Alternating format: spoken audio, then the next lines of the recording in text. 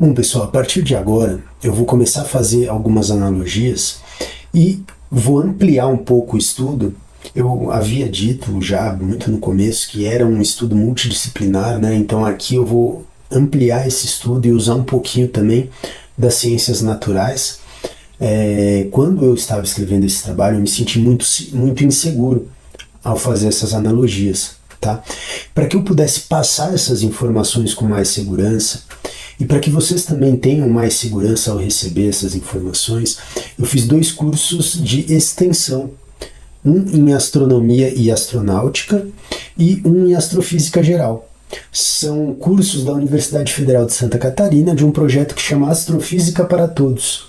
Tá? É um projeto que tem incentivo aí do governo federal, né, Universidade Federal de Santa Catarina, e é um projeto que ele visa a divulgação científica. Se você tiver interesse, dê uma olhadinha lá, é um projeto muito legal, tá? O certificado é reconhecido pelo MEC, tudo bonitinho.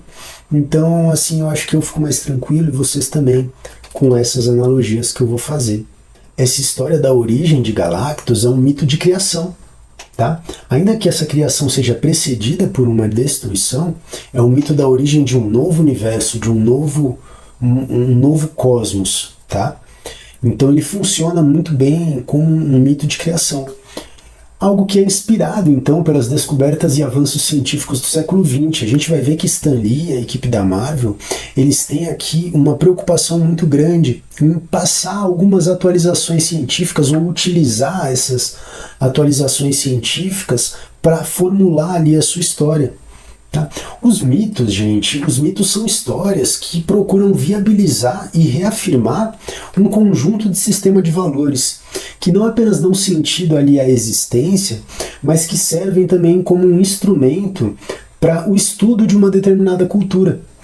Então, por exemplo, quando diferentes culturas formulam ali a explicação para a origem de tudo, elas utilizam uma linguagem essencialmente metafórica, algo baseado em símbolos que têm um significado dentro da cultura geradora daquele mito. Tá? Então, cada mito ele surge com base no entendimento que se tem naquele momento, por aquela civilização específica. Tá? Aqui a gente está falando do mito do século XX, tá? 1960, né? Final do século XX, praticamente chegando já no século XXI. E, consequentemente, é um mito que vai trazer essas novidades científicas. Tá? As metáforas, elas também são comuns na ciência, especialmente a ciência que explora fenômenos que são alheios à nossa percepção sensorial. Aqui, pessoal, eu uso basicamente 2 autores que são assim amplamente reconhecidos pela academia no meio das ciências naturais. Um dispensa comentários, né? Stephen Hawking. Ele, nesse livro, ele passa uma visão assim muito clara de como se deu essa origem, né? Esse livro ele é um best-seller e qual é a importância dele ser um best-seller, né? Significa que ele é um livro que ele é de fácil compreensão. Se ele fosse um livro muito técnico, muito teórico, ele não seria um best-seller. Tá? Ele tem uma única equação, que é aquela chamada equação de Einstein, né, que é o E igual a mc ao quadrado, né, que é a energia igual a massa vezes a velocidade da luz ao quadrado, que é a equação de equivalência entre massa e energia. Tá? Mas mesmo assim ele não entra em detalhes matemáticos, tá bom? Então ele é um livro que ele é muito fácil de acompanhar. E o outro autor que eu uso muito aqui nessa parte é o professor Marcelo Gleiser, que é o nosso Stephen Hawking brasileiro aqui, né? Dizem também que ele é o nosso Carl Sagan, que é um físico que foi muito famoso também. E o livro dele que eu uso aqui é A Dança do Universo, dos mitos de criação ao Big Bang. Tá? Então ele faz muito bem essa relação da mitologia com o Big Bang, por isso que eu escolhi esses 2, que são autores referência, né, de ponta e que escrevem de uma maneira fácil de se compreender. Então, essas metáforas elas são comuns também na ciência, né, especialmente a ciência que explora fenômenos que são alheios à nossa percepção sensorial. Os mitos eles devem ser entendidos aqui dentro do contexto cultural do qual eles fazem parte. E devido ao seu profundo significado, os mitos de criação eles nos fornecem um retrato fundamental de como uma determinada cultura percebe e organiza a realidade à sua volta. Os mitos de criação pré-científicos, eles exibem ali umas respostas possíveis à pergunta sobre a origem do universo. E quando se tira a sua simbologia, né, se tira aquela linguagem metafórica, eles podem ser classificados de acordo com o modo como explicam a criação ou a ausência de criação do universo. Nas teorias da cosmologia moderna, encontram-se traços então dessas ideias antigas, que de alguma forma permanecem vivas aqui no nosso inconsciente, algo que demonstra uma profunda universalidade na criatividade humana. Eu vou explicar um pouquinho para vocês, então, com base aqui nesses dois autores, né, no Marcelo Gleisi e no Stephen Hawking, como que se deu a descoberta desse Big Bang, dessa expansão, né, dessa inflação que a gente tem no universo. Isso ocorreu, então, no final do século XX, quando, observando os espectros ali das estrelas em outras galáxias, alguns astrônomos perceberam que faltavam os mesmos conjuntos característicos de cores nas estrelas em nossa galáxia, sendo todos desviados na mesma proporção em direção à extremidade vermelha do espectro. Tá? Vocês lembram daquele padrão do prisma? Quando a luz do Sol entra e ali ela refrata em algumas cores, né? Cada cor dessa tem um padrão de onda diferente. O olho humano, ele enxerga diferentes comprimentos de onda como sendo cores diferentes. Quanto mais longo o comprimento da onda, menor é a sua frequência. Então existe uma relação inversamente proporcional entre o comprimento da onda e a sua frequência. Quanto mais longo o comprimento, menor a sua frequência e mais a sua cor se aproxima então do extremo vermelho do espectro. Lembrando que nós temos o extremo de um lado vermelho e o extremo de outro lado azul, tá? O lilás. E quanto menor o comprimento, consequentemente maior a frequência, tá? E a cor consequentemente se aproxima do azul. Então as ondas que têm menor comprimento e maior frequência são captadas pelo nosso olho como estando próximas ao azul. E as que têm um maior comprimento de onda e uma menor frequência são captadas pelos nossos olhos como sendo o vermelho.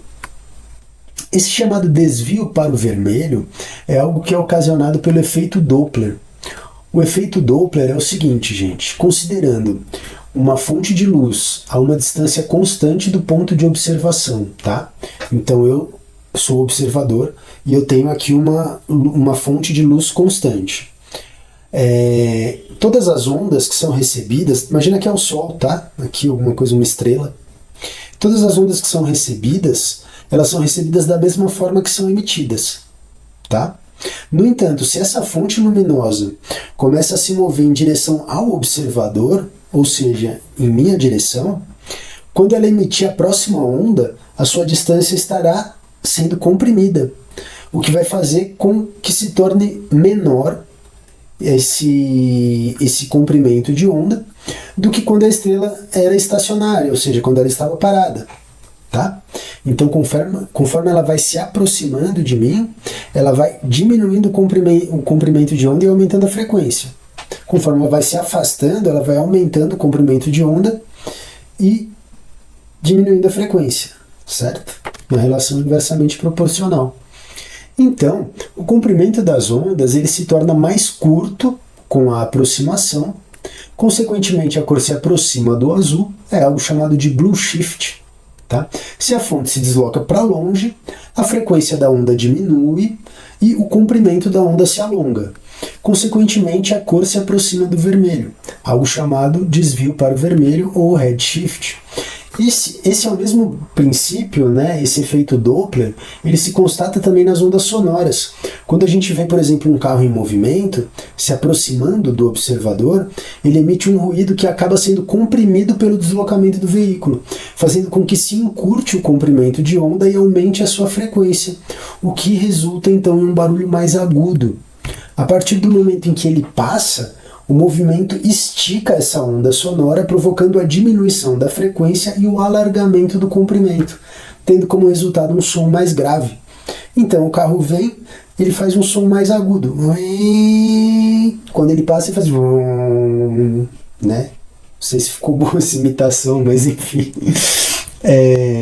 Edwin Hubble, um grande cientista, né, se dedicou a catalogar aí as distâncias entre as galáxias e observar seus espectros, comprovando então a existência de um desvio para o vermelho em relação à Terra, nosso ponto de observação. Disso se depreende que quase todas se distanciavam de nós, sendo esse desvio para o vermelho diretamente proporcional à distância que o ponto observado se encontrava de nós, ponto do observador. Dessa forma, quanto mais distante uma galáxia, mais depressa ela se afastava, mais avermelhada ela ficava.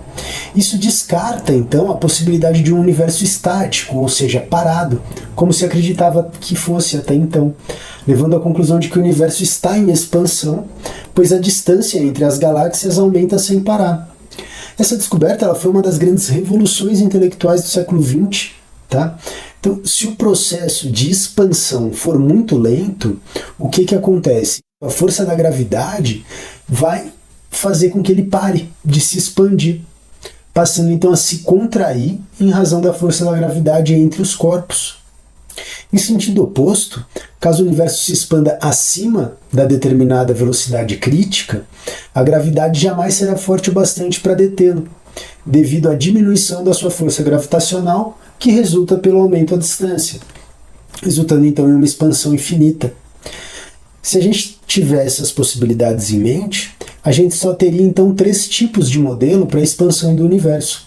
No primeiro momento, o universo se expande devagar o bastante para que a atração gravitacional entre as galáxias desacelere a expansão, até que ela venha a cessar. Uma vez que a gravidade supere então a força de expansão, as galáxias começam a se mover em direção umas das outras, e o universo passa a se contrair em um processo que é denominado Big Crunch, né? O grande colapso. E o segundo modelo, o universo se expande tão rápido que a atração gravitacional não o detém, reduzindo apenas a sua velocidade até que ele se torne constante.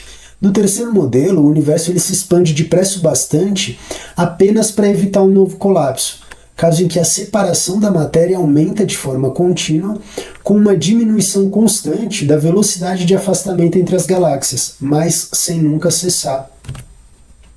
Hoje em dia, a gente sabe que a expansão ela permanece e ela é acelerada por aquilo que a gente chama de energia escura, tá? Mas esses eram os 3 modelos iniciais, que não consideravam a existência da energia escura. Nesse primeiro modelo, então, o universo se expande em um Big Bang e colapsa em um Big Crunch, curvando-se sobre si com uma extensão finita, tá? Enquanto nos outros modelos o espaço é infinito. Todas essas soluções têm a particularidade de que em algum momento no passado, entre 10 e 20 bilhões de anos, a distância entre as galáxias vizinhas deve ter sido 0. Né? Pela lei de causa e efeito, se está tudo se afastando, um dia esteve junto. Né? E a distância então entre as galáxias vizinhas deve ter sido em algum momento 0. Nessa época que antecede o Big Bang, a densidade do universo e a sua curvatura eram simplesmente infinitas. Disso resulta algo denominado estado de singularidade, em que todas as teorias físicas deixam de funcionar devido à curvatura espaço-tempo ser infinita. Isso ocorre porque a matemática ela de fato não consegue trabalhar com números infinitos. E aqui é importante a gente considerar a frase que foi proferida aqui por essa entidade.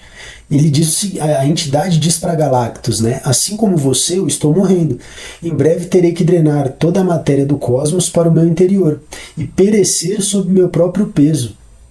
Perceba a semelhança. Perecer sob meu próprio peso. No Big Crunch, o universo curva-se sobre si em uma extensão infinita. Ou seja, perece sobre o próprio peso. É exatamente disso que a entidade está falando aqui. Torna-se possível, então, deduzir que essa entidade assume mitologicamente o manto de uma singularidade científica, tá? Ambas coincidem quanto à finitude da matéria. Caso contrário, seria impossível drenar toda a matéria do cosmos, como diz a entidade. Então aqui o modelo que está sendo adotado é o modelo do Big Crunch. Tá? Na história do surfista prateado, o que houve antes do surgimento do universo foi o Big Crunch. Também se coincide aqui essa questão do colapso sobre o próprio peso em razão do efeito gravitacional, que seria continuamente ampliado com a proximidade aí entre a matéria de todo o universo. Essa expansão e essa contração, né, esse Big Bang e Big Crunch, teoricamente poderiam ocorrer sequencialmente repetidas vezes sem nunca deixar nenhum tipo de evidência. Esse efeito, denominado Big Crunch, ele constitui uma singularidade com o efeito de uma tábula rasa, né? O que significa dizer que é impossível conhecer cientificamente eventos que o antecedem. A previsibilidade simplesmente deixa de funcionar no período que antecede ao Big Bang, né? Dessa forma, então os eventos anteriores não fazem parte de um modelo científico do universo. Tá? Qualquer especulação a respeito do que teria havido anteriormente ao Big Bang é cientificamente eliminada. E se diz que o tempo teve início no próprio Big Bang. No âmbito aqui da fantasia, o efeito justificaria as seguintes afirmações. Em um tempo além do tempo, um novo universo nascerá. Uma outra afirmação, uma eternidade de aparente inexistência se passou. Então, o embrião cósmico do universo explodiu. É uma outra frase que é utilizada aqui quando ele descreve o nascimento de Galactus. Nessa sequência, então, o narrador nos informa que uma eternidade de aparente inexistência teria se passado, até que finalmente o embrião cósmico do universo teria explodido, liberando a espaçonave desse novo e metamórfico ser, né, em um universo recém-nascido. Então Galactus foi ali em direção ao desconhecido, né, encontrou essa entidade, ambos se uniram, o universo todo colapsou em uma enorme bola de energia, tá? E daquilo veio um novo Big Bang, e um novo universo nasceu, e junto com esse novo universo, esse novo ser que vinha ali dentro de uma espaçonave.